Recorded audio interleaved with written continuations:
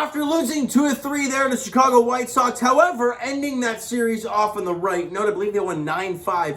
They're in the series finale there on Wednesday afternoon. They had the much-needed off day yesterday, right? A lot of crazy things going on with the Blue Jays. Obviously, the Yankees series and the White Sox series. So they had yesterday off to kind of get their breath, reset, and get back out there tonight against the Milwaukee Brewers to start a 3-game series. And before the game, we see Rowdy Tellez, and we're like, oh, we love the big fella, miss him dearly, but we love Vladdy. But I'll wish all the best to Rowdy Tellez. I mean, fan favorite, no doubt. But the Blue Jays go in there to Milwaukee, and they keep the offensive greatness rolling. As they win 9-4 in Milwaukee in the series opener. You need that because we'll talk about the pitching matchup tomorrow in a bit. But you wanted this win desperately today, and you win 9-4, and with the W, the Jays have now won 2 straight games, and they're now 10 games over the 500 mark, right at 40-30 on the season. And it was the early offense that really got the Jays off and running. Adrian Hauser was on the mound for the Milwaukee Brewers, and the Jays got to him early. Top half of the second inning. After 3 straight singles, right? Kirk, Teo, Tapia, all the guys getting on base, nobody out, bringing out Matt Chapman. And he pieces one up down the third baseline, past the diving third baseman, into the left field corner. Kirk, Teo, and Tapia all come around to score. Chapman into second with a bases clearing double, and the Jays lead at 3-0. Next batter, Lourdes Gurriel Jr., he doubles. In comes Matt Chapman. This ball was pieced from Gurriel to right field. I believe it went off the glove of the right fielder, and Chapman obviously had to wait up. So it took him some time to come around to score, but he did score. Gurriel with a double. Jays lead at 4-0. And then a few batters later, Espinal, he grounds into a double play. However, Gurriel does score on the play, and the Jays now lead at 5-0 after the top half of the second inning. And with Alek Manoah on the hill, we're feeling pretty confident here. They score 1 in the bottom half of the 5th inning on a fielder's choice. Christian Yelich and hits into the fielder's choice. Peterson comes in to score, Chase Peterson, and it cuts the deficit down to 5-1. But the Jays answer back in the top of the 7th inning as Kevin Biggio, off a Adam Simber-like pitcher.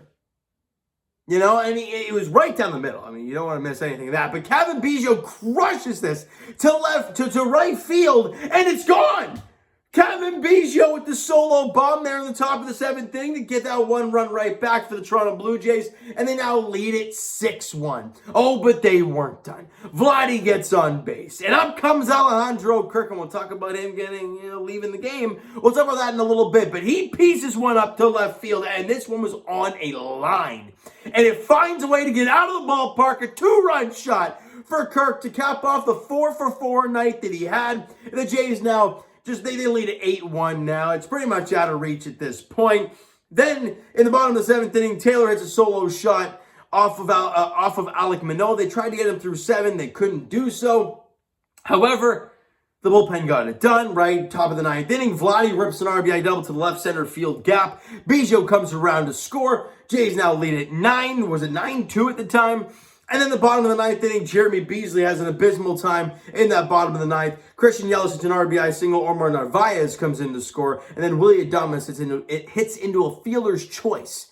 Taylor comes in to score. Making it 9-4, they bring in Adam Simber, and he shuts the door. And the Blue Jays hang on to win it 9-4 in Milwaukee to open up the series. And I talked about it off the start. Wow. Words are tricky. That you wanted this game because tomorrow's pitching matchup looks a little shaky. Yusei Kikuchi gets the ball for the Jays against NL Cy Young Award winner Corbin Burns. And he's been great this year. So I'm not sure what to expect there. But you got the win today, the one you needed to get, right? Your best pitcher against their mediocre pitcher. You did what you needed to do.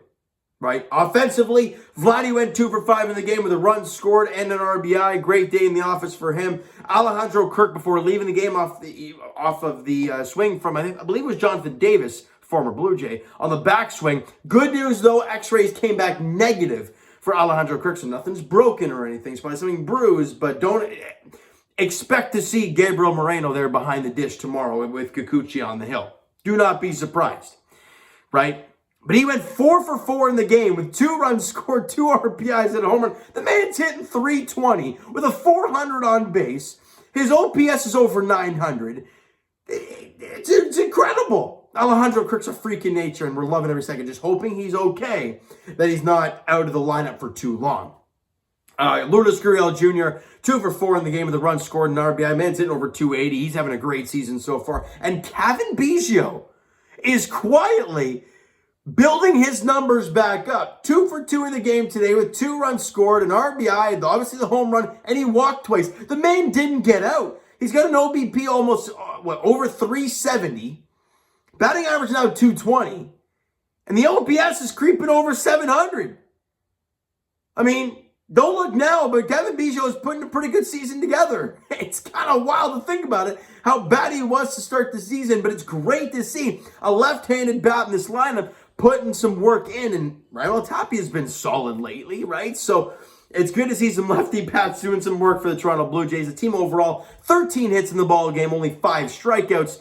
And pitching-wise, Alek Manoah, as I mentioned, couldn't get out of the 7th inning and arguably didn't have his best stuff. 6 2/3, only allowed 5 hits, allowed 2 runs, struck out 6, but he walked 3. And we all know that's not Alek Manoah. He's walking 3 guys. That's not him. He didn't have his top quality stuff today, but if not having his top quality stuff is 6 2/3 of 2-run ball, fine by me.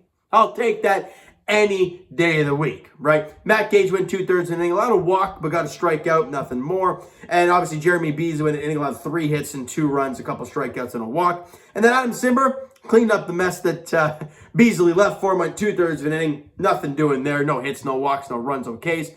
And that's all she wrote. So the Blue Jays have now won back-to-back games, but now they face a real test tomorrow night, or I guess tomorrow late afternoon. 4:10 first pitch there in Milwaukee. Yusei Kikuchi and Corbin Burnes is the pitching matchup. So it's kind of a wait-and-see game there, right? And obviously, on the injury front, Jays fans, I wanted to bring things up. Nate Pearson, the man just can't stay healthy. There's no timetable for return there. And Jimmy Garcia actually hits the IL, so that's why Jeremy Beasley got called back up and pitched today. So not the greatest news for Jays fans on the injury front. However, you did win 9-4 today, so enjoy that for what it is, all right? So you know what, guys? That is going to do it for this one. If you enjoyed the video and enjoyed the game this evening, smack that like button. Do appreciate that. Hit the subscribe button if you guys have not done so already. And Twitter link is down below, so follow up, send me a DM to like great stuff. The Instagram link is also down below, so follow up there if you guys have not done so already. And I will talk to you guys. Jays Edition are all caught up with the Leafs and caught up with the Raptors, so it's just Leafs now. I guess I just said Leafs, so I'm just thinking Leafs. I don't know. I was just watching the hockey game tonight, so I think that's probably why I was thinking that. I'll be talking to you guys Blue Jays-wise tomorrow afternoon. 4:10 first pitch. My buddy Rob's doing that video. So it's a 4:10 first pitch there. Yusei Kikuchi versus Corbin Burnes. Not a favorable matchup, however. You never know what's going to happen. All right, so you know what, guys? Thank you guys so much for listening and watching. I hope you enjoyed the video and the game this evening. Holy smokes. Thank you guys so much for listening and watching. I hope you enjoyed the video and the game tonight. We'll talk to you guys then. That's what I was going for. We'll talk to you guys tomorrow night.